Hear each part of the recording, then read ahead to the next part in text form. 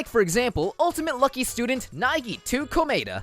A bit odd, and or Kuka for Cocoa Puffs. Nagito Komaeda is a character who appears to be laid back, cordial, and the epitome of hate to love and love to hate, both at the same time. Nagito's incredible luck has allowed him to survive many deadly scenarios in the past, along with having incredible charisma and the ability to make half the fanbase cream their pants with just a mere look.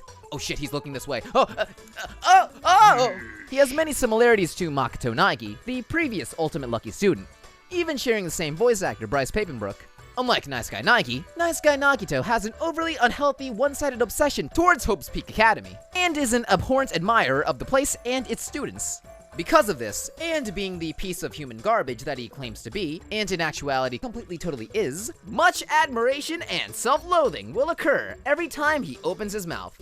Like him or not, you'd better get used to him, cause he's gonna be your new best friend. Heading over to the airport, where you'll encounter your next pair of students. Ultimate Mechanic Kazuichi Coca-Cola, who I personally like referring to as Sharkbait. Hot pink hair along with sharp as fuck shark teeth, Pepsi's garish appearance here is to mask the fact that he's completely uninteresting as a character otherwise. Being a mechanic, Sierra Mist loves tinkering with machines, and has quite the stalker-esque obsession for hot blonde women. Oh yeah, the hot blonde women. Good thing those are hard to come by in Japan.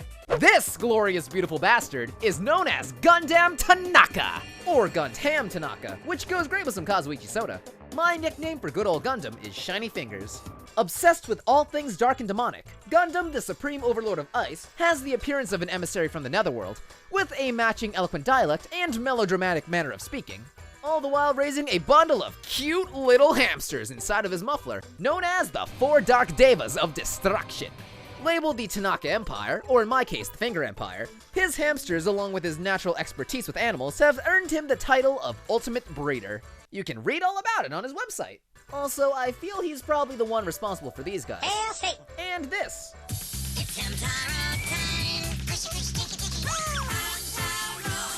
After running like hell from that Gundam Tanaka guy, you'll end up at the Rocket Punch Market. Here at the market is Mikan Sumiki, the ultimate nurse. Bullied into the ground by many merely for the act of existing, fucking bitch! Mikan Sumiki is an incredibly apologetic girl with even less self-esteem than best girl Fujisaki. She's an expert at all things nursing and has a knack for consistently getting herself into embarrassing sexual positions. I call her Squeaky. Thinly veiled, totally not obvious K-On! Reference, Ibuki Miyoda, the ultimate musician. Primarily rock, assumably all other types of instruments too. Ibuki was a member of a light music club with a bunch of girls back in high school. Again, not like K-On! At all.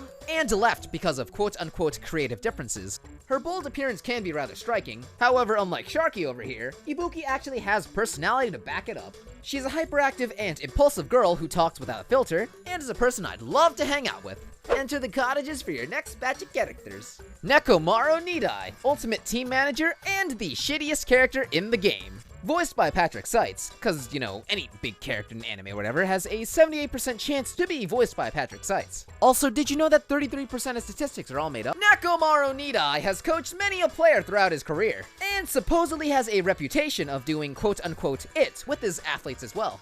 Passionate, intense as fuck. He has electricity coming from his eyebrows, cause why not? And is overall one of the nicest of the crew. And always has what appears to be a piece of toilet paper constantly stuck to his pantaloons. What can I say? Shittiest character in the game. Fuyuhiko Kuzuryu, Ultimate Yakuza. A gangsta, a straight up G. Real piece of work, this guy. Baby-faced heir to the largest crime syndicate in all Japan, his unfriendly attitude and lack in pleasantries is matched by his lack in physical stature. He also has no association with swordswomen in the slightest. Nope, not at all. Nuh-uh. Nope, nada. Fuck them. Yep, hooba-dooba. Due to his job description and unsavory demeanor, I have coined the name G-String. Mahiru Koizumi, the ultimate photographer.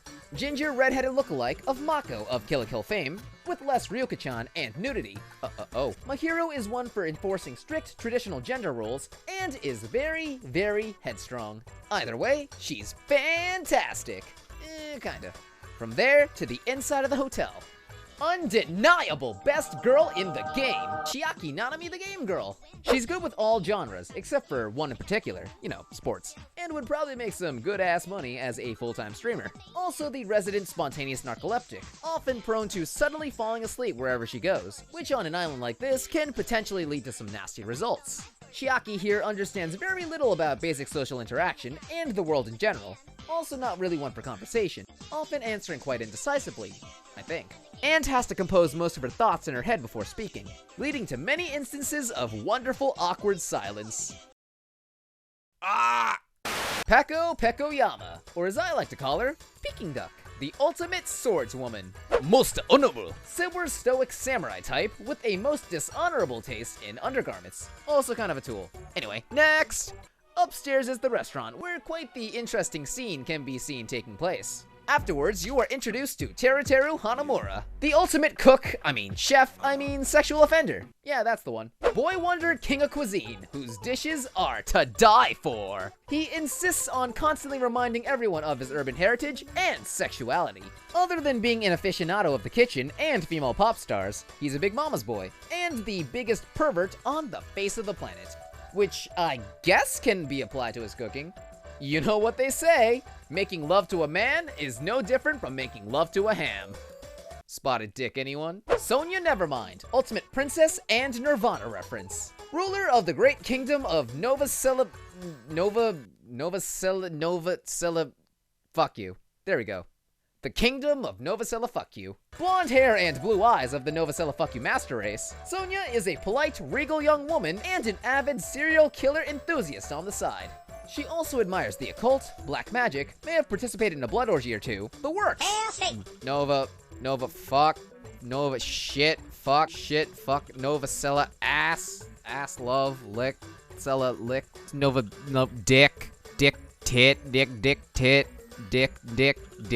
Nova dick. Being a foreigner to the great unknown world of Japan, she is very much prone to culture shock, bordering on naivety, bordering on general stupidity.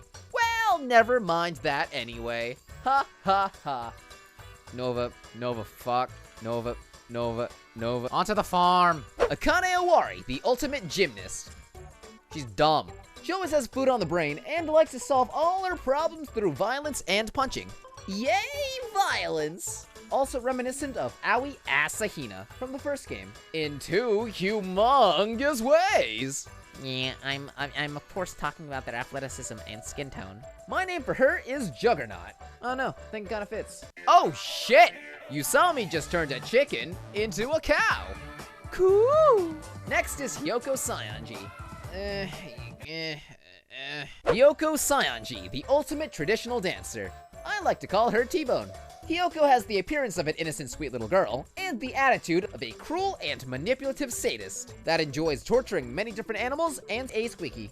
Being the ultimate traditional dancer, Little Miss Psycho's performances are popular with your expected demographic, and is just kind of an unpleasant person overall. And lastly, the final student can be found overlooking a statue over at Jabbercock Park. His name is Byakuya Tagami, or as I like to call him, Mr. Jiggly Wiggly.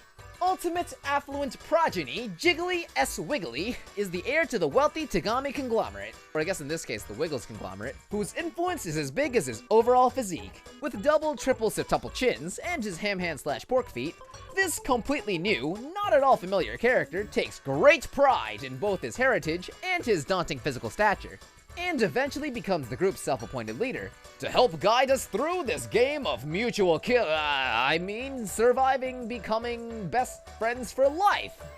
Yeah, woohoo, yeah, go Tagami, woo. Also, I'd say he's big boned, but I mean, bones don't jiggle, so yeah. And well, that's pretty much the whole gang.